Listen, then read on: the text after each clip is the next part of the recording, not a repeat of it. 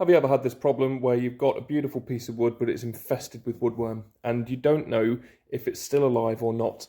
So I'm going to show you how I treat woodworm without making a huge mess. First of all, I'm going to get my woodworm killer. Now, it's kind of unfair that I feel like I have jurisdiction over another creature's life. However, man's got to make bread. So what I do is take a syringe, okay? Just like so.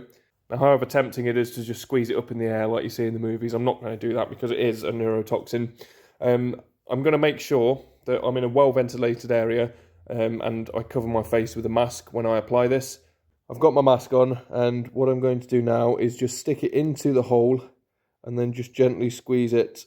And what that does is, rather than applying it with a brush like it says on the instructions, you're just localizing it into each individual hole, and you just let that sink in and settle, and it's a lot more efficient to get the woodworm killer into the burrows doing it this way. Once it's all saturated and sunk in, I will go over it again and just keep doing it a few times. And then eventually what's going to happen is it's going to seep right in there and make sure that we don't have this problem with these pesky little critters. We've got an entrance here and an exit here. You can see where it's came out. That's flushed through all the way. So we pop this in here and just keep doing it over everything. I've literally used a few milliliters. Now, if you were to brush it on or roller it or spray it, then it just uses up so much of it. And this, no doubt, is going to last me a lifetime. I hope this helps. And always make sure that if you're going to keep using the syringe, you just put the remainder of the woodworm killer back in your container just to keep everything out of there, because it can turn a bit thick if it's left in the syringe.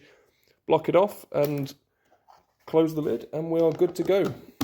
Now, I don't know if you've seen it before, but a really useful tip to see if the woodworm is still alive is, if you're patient, you can use cling film or saran wrap, depends where you are in the world, and wrap up your wood and leave it until it's the time of the year where the emergence happens. Now, if you see any emergence holes where the woodworm beetles have actually eaten through the saran wrap or cling film, whatever you want to call it, then you know it's still active, and then give it a good old bit of treatment.